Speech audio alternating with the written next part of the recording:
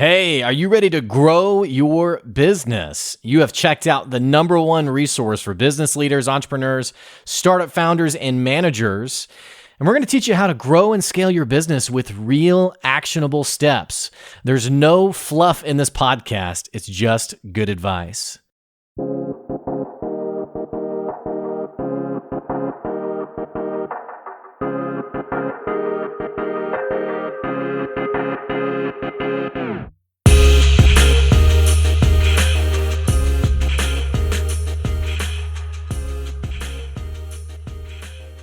Hey, welcome back to another episode of the Good Advice Podcast. Recording this on a beautiful Friday afternoon. The weather is nice. It's about mid-August.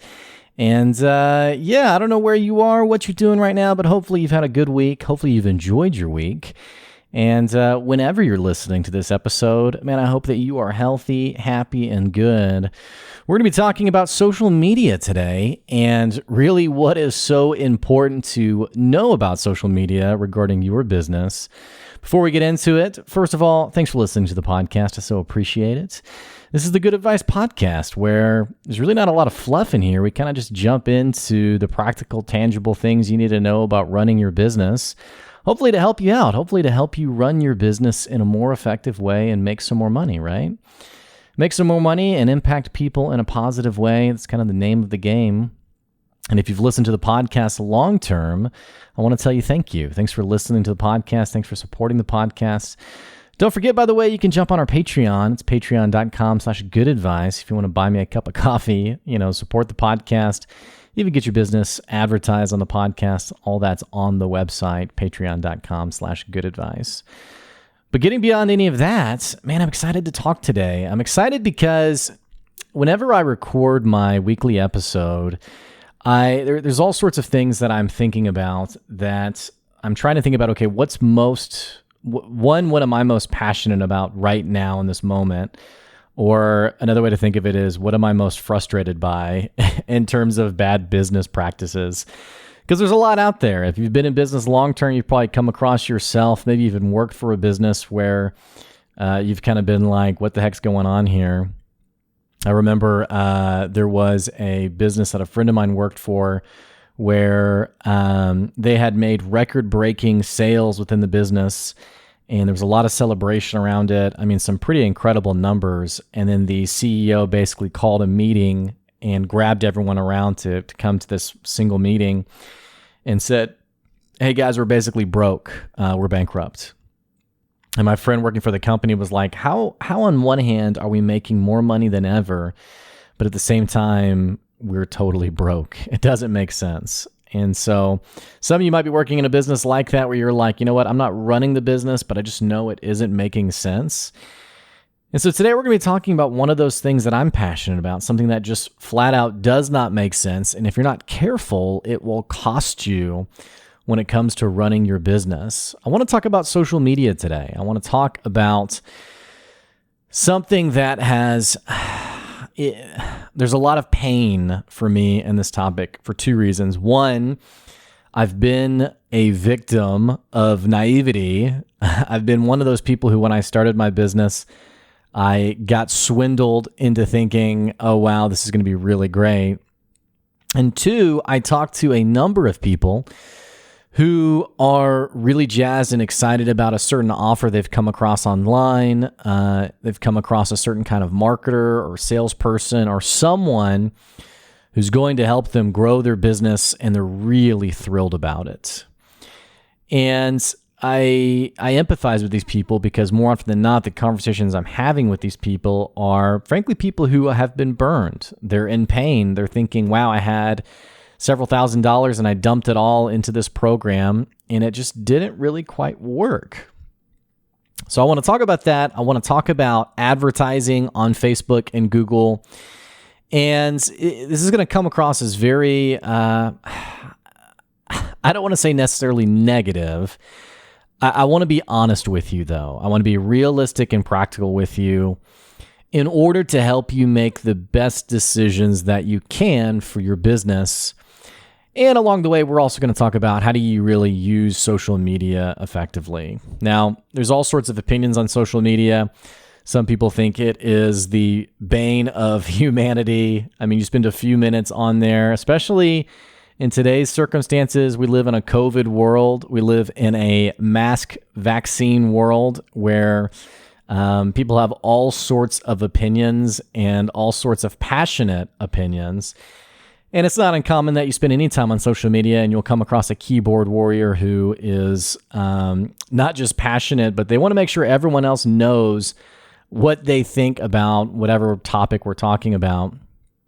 So regardless of social media being a good thing or not a good thing, I want to talk about if you are a business owner scrolling through Facebook, what are some things that you should keep top of mind that, one, should protect your cash flow, and two, how do you use it effectively to actually make some money on social media?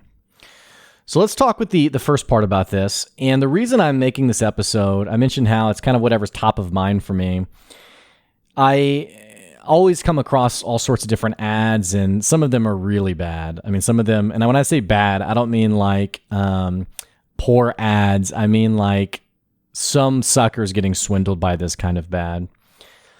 But I came across a Facebook ad yesterday, and it was from a extremely well-known business sales expert, consultant, whatever word you want to use. If you've been in the business world any given amount of time, you've probably come across this person. You've probably read one of this person's books. Maybe you've even been to one of their conferences or programs, but it's a nationally known individual. And he put out an ad that basically, let me read this to you. It says, this person built a $5 million business in 90 days with 0 contacts and only $100 in cash. Not only did he achieve his goal, he absolutely destroyed it. See how he did it. Learn the secrets to his success. For the first time ever, he will be sharing the behind-the-scenes truth of how he did it so that you can put his strategies to immediate work, even if you don't even have a business yet. Here's what you're going to learn. You're going to learn how to grow your revenue, remove obstacles, set real targets, and get real results. Click below to find out how. So you're probably having a couple of reactions to this. One, maybe you're thinking, oh, wow, Blake, please send me that ad because I want to get that. I need that for my business. And if that's your reaction, I love you, but we need to slap some sense into you, because the second group of you are hearing me read this ad and you are rolling your eyes like straight out of your head because of the ridiculousness of this ad. Because basically, take away just the celebrity aspect of this person, the branding power of this person.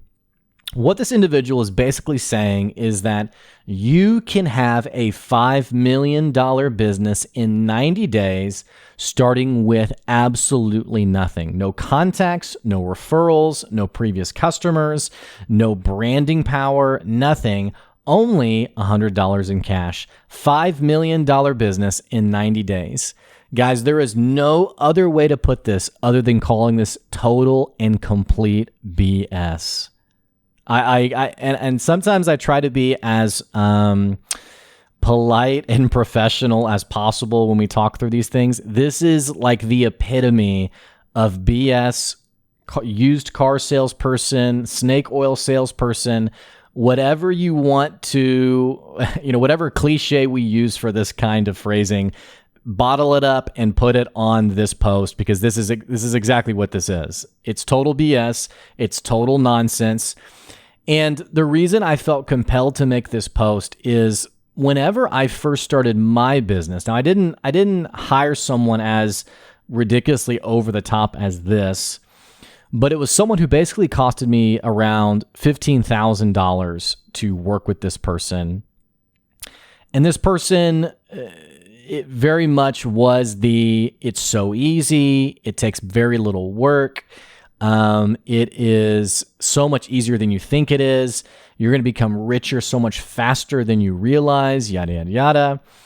And this is something that is a really common sales strategy, by the way, just in the sales world in general, is take something that you know to be true about working towards something. So like probably one of the easiest examples to understand is like going to the gym.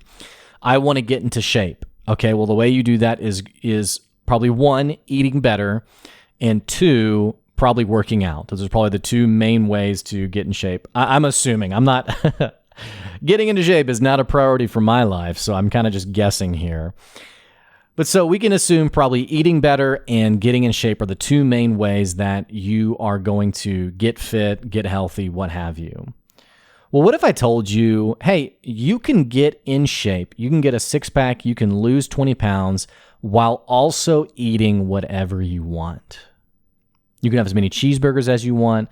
You can have, steak for dinner every night. You can have, Chick-fil-A, mac and cheese, whatever, which I'm a Chick-fil-A fan, but I mean, you gotta choose your cheat meals wisely. If I was to tell you that, obviously, if you didn't really know me, you'd probably scoff at me and be like, yeah, right, Blake, okay, whatever. But if I had a big branding name around me, if I had some serious branding pull, if I was a nationally known person, you'd be intrigued, you'd be interested. Why?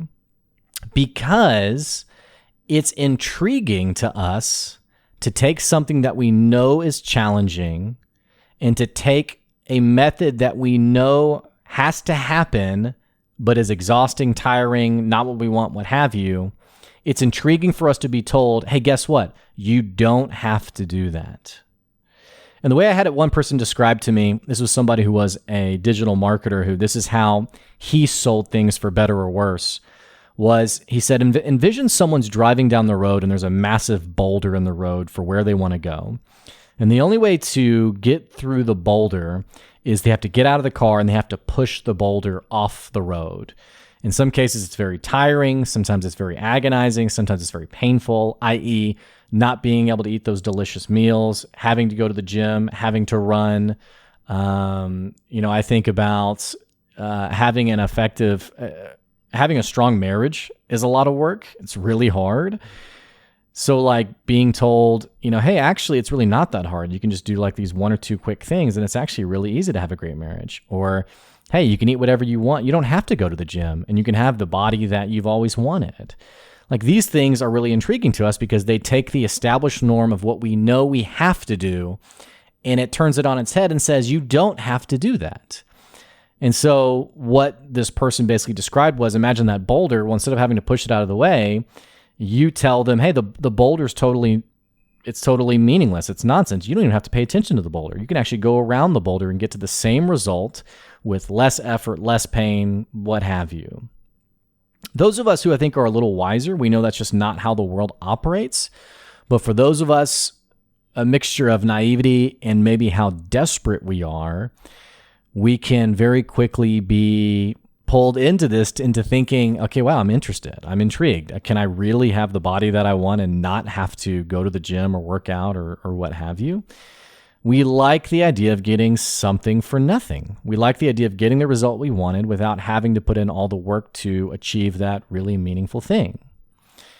I say this because this has become a pronounced piece of marketing in the social media world around your business, which is things like you can easily get tons of qualified customers without having to send a single email.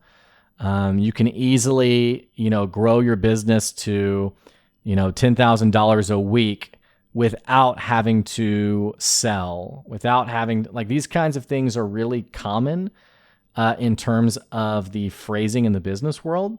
And it's designed to get you to buy. It's designed to get you to become a customer for better or worse. Usually it's to the benefit of these brand celebrities who frankly make a lot of money off of our own desperation. 1 second. My kid just woke up. Okay, we're good. The joys of being a parent while recording a podcast episode.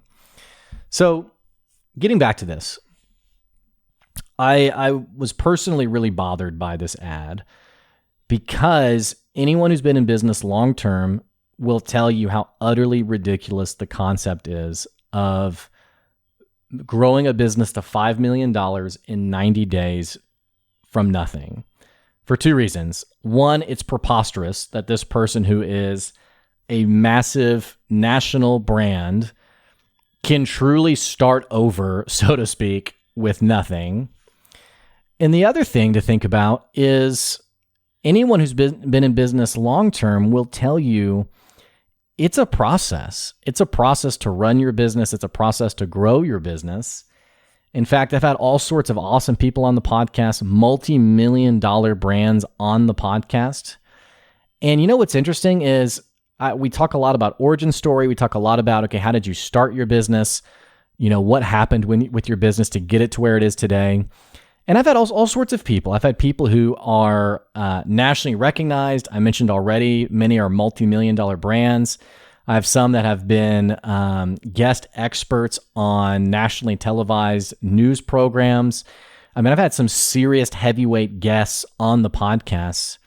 And you know what's funny to me is those people, when they come on and they tell their story, I cannot think of one story where someone said, Blake, I had this business idea, and 90 days later, I made it. I was running this amazingly profitable, incredible business. It was insane. It just happened. It was so easy. That's not what anyone has told me. In fact, I think almost every person has told me has been, I had someone on the podcast who is running a really awesome parent company for a multitude of businesses now. And he said, Blake, get ready for a 10-year game. Like, get ready for a 10-year game of entrepreneurship when you decide to run your business. I had someone else who has a business that is internationally recognized, sells literally all over the world. And she talked about literally the first year, nothing happening for her business. The second year, nothing happening. And the third year, finally a glimmer of, okay, maybe this can work. It's funny to me. I had someone else who came on the podcast who told me about how in his industry, you know, on average, it takes about 5 or 6 years to become profitable. And for him, it took him 10 years. So I keep having these people on the podcast who tell this version of business ownership as this long game, as frankly very tiring, frankly very exhausting. I've had people on the podcast who tell stories of waking up at night in a sweat, thinking about how am I going to literally pay my bills tomorrow because we're so broke. How am I going to pay payroll? Like literally, how are we going to do this? I've even had some people who've told stories of taking on insurmountable debt and then using new debt to pay for the old debt, you know, just to try to stay in business as long as possible. And you might hear this and think like, okay, this all sounds like bad business practices, but actually it's a lot closer to the real world of entrepreneurship, which really isn't that sexy. It really isn't that exciting. And frankly, it's not really so much something that you write on social media about. I was reading someone's story. He was talking about his own business, a multi-million-dollar business. This wasn't on the podcast. This was someone on Facebook. He was talking about his multi-million-dollar business and how basically 6 months ago he quit his job and now he's running this multi-million-dollar brand and it was so easy. But I've been friends with this person for a long time, and I know this person's been working on the business for 5 or 6 years.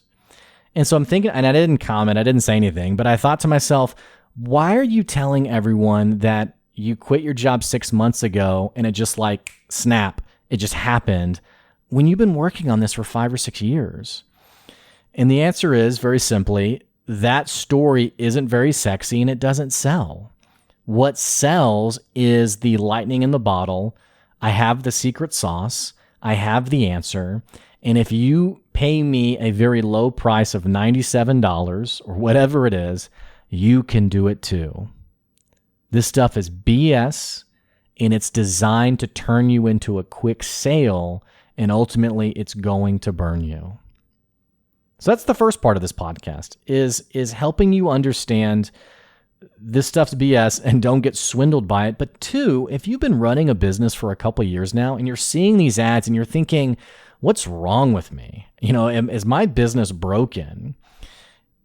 it might be broken. I don't know. I mean, I've talked to all sorts of people who have run really interesting, odd businesses where I've thought, okay, maybe the reason you're not making money is because of the business, what you've actually created. But it might not be broken. It may be that you are simply on the journey of entrepreneurship. And heck, you're in year 2, you're in year 3, and you're one meeting away, you're one sale away, you're one conversation away from making that big momentum upswing for your business. There's a great book that I really like called Good to Great, and it's mostly a leadership book, but it's basically looking at some of the most successful companies of the last century. And one of the things that Jim Collins, the author, points out is this concept of the flywheel.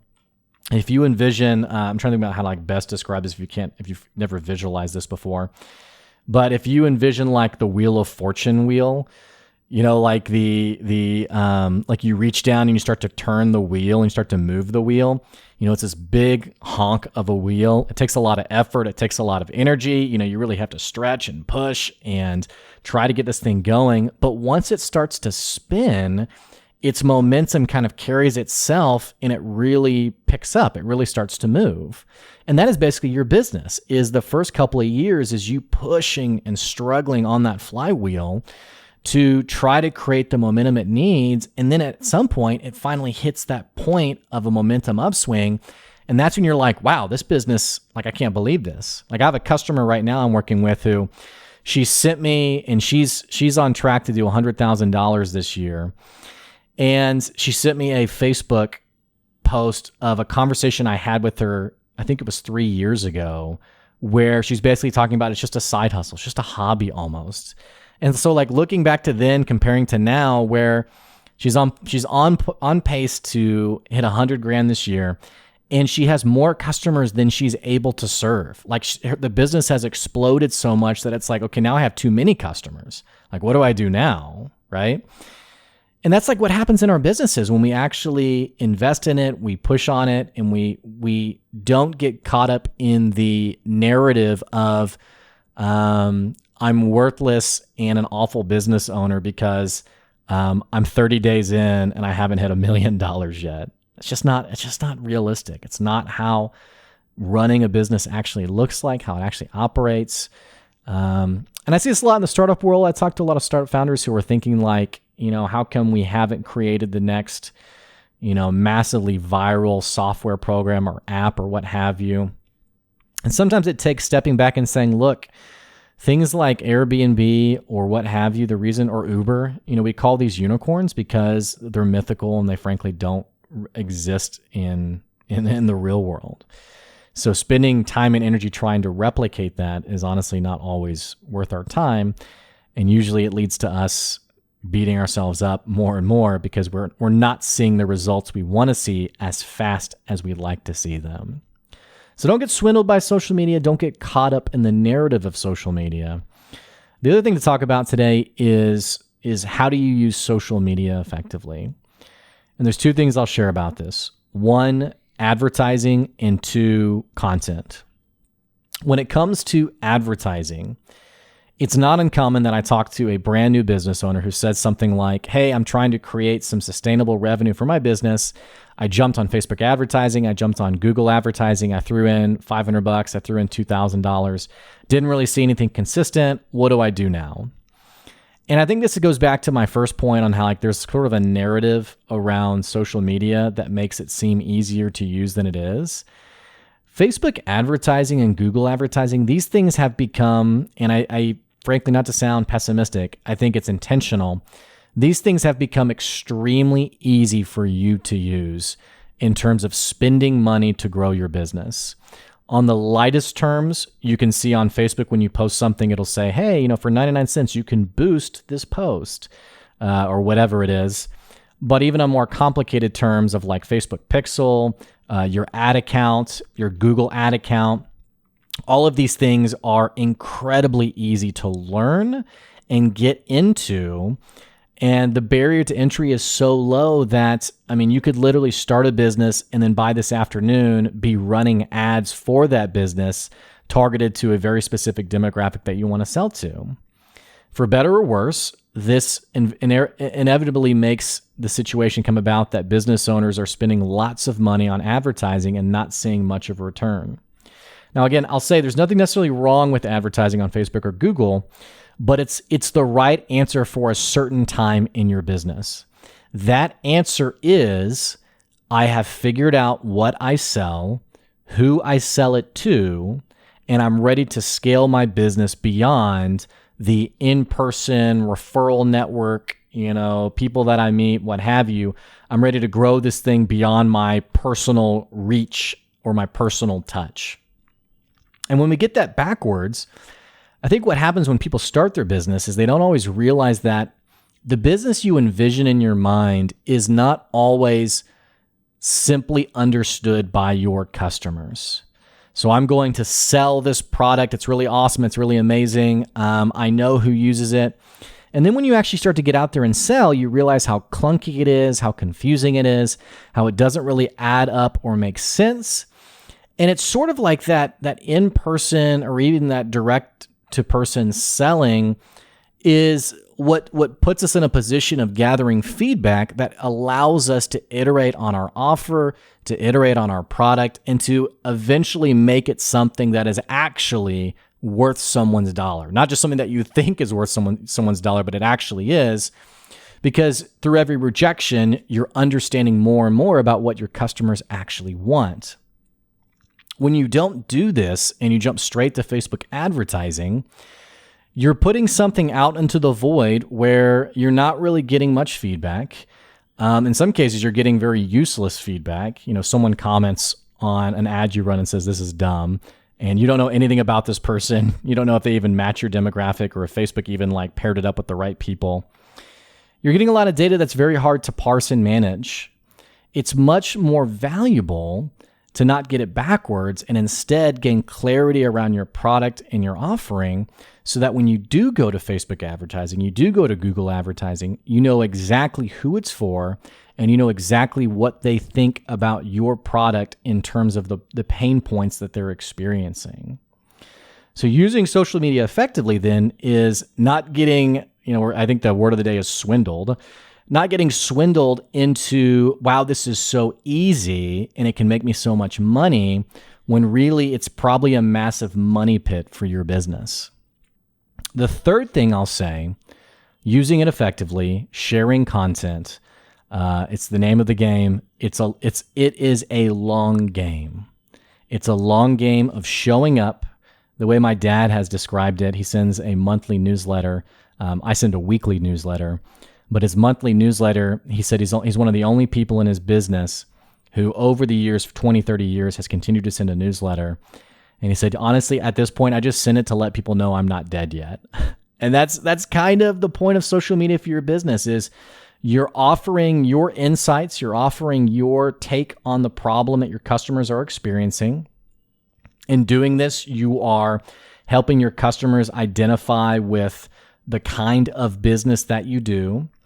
So me, for example, I might share a post on wages and I might say, hey, let's pay our workers more money. There's plenty of data that points to it being a better return on investment for your business, on it being better for retention, on it actually making you more money long term. Well, when someone sees that content, if they are a money grubbing, I only pay minimum wage, they are now self-opting out of working with me because they realize we're not a good fit together. So you're posting content because you're trying to find your actual demographic, but more importantly, through the power of consistency, you're letting people know, hey, I'm not dead yet. I'm not out of business. I'm still here. And when you're ready to act on your problem, that guy that I keep seeing posts from, that's who I want to hire.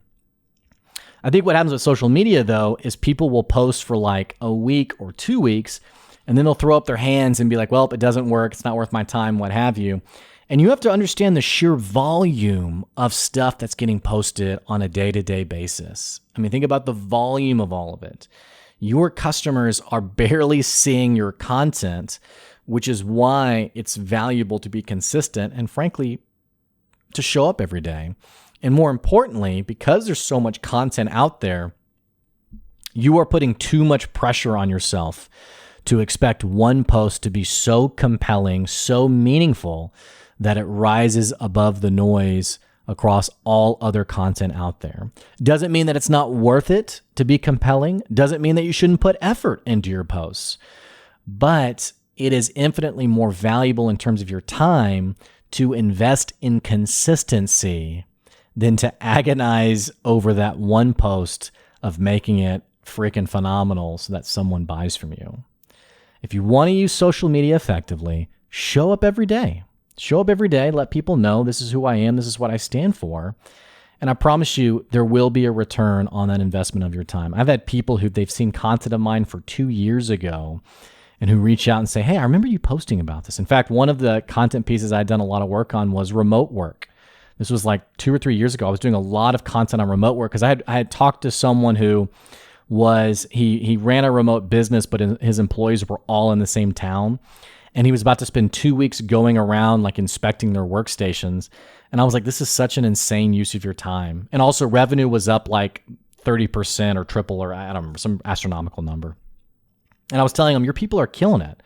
Don't bother them by going to their house and inspecting their workstation. Just get out of the way. And I'd had such a meaningful conversation with this person that I had created a lot of content around remote work. Well, guess what? This was like 2 years ago. When COVID hit and a bunch of employees now started working remote, I had all sorts of people reaching out saying, hey, I remember you're the guy who understands remote work. Can you come talk to my business about this? Can you get on a call with some of our executives? Hey, can you share your insights on, being a leader who's managing remote employees? And this wasn't because I was like the genius on the topic. It's because I had been showing up every day. And when the problem arose and people needed a solution for it, they remembered me. That's the power of using social media effectively. And another little quick tip around it, you don't have to reinvent the wheel every day. Once you have enough content, start reposting that stuff. It's easy for us to think, well, people are going to see that it's a repost and be like, hey, you already posted that. I'm telling you, the sheer amount of content out there, no one really notices. And if they do, they really don't care. So don't get swindled by social media. Don't get caught up in the narrative of it's so easy. You can run a multi-million-dollar business. Just send this one email. Just, put up this one-page website. You can do it with no contacts. $100, you can make a $5 million business. That stuff's all BS. Don't get swindled by advertising until you're really ready for it. And most importantly, use social media for what it's actually intended to be. Engage with people, share your insights, and create a brand online that's consistent and shows up every day. Hey, I appreciate you listening to this podcast episode. I'd love to know what you think about it. Feel free to shoot me an email, blake@goodadvicecoaching.com, especially if you have any especially good stories. I love to reshare stories that are shared with me. As always, if you love the podcast, want to support the podcast, jump on our Patreon, patreon.com/goodadvice.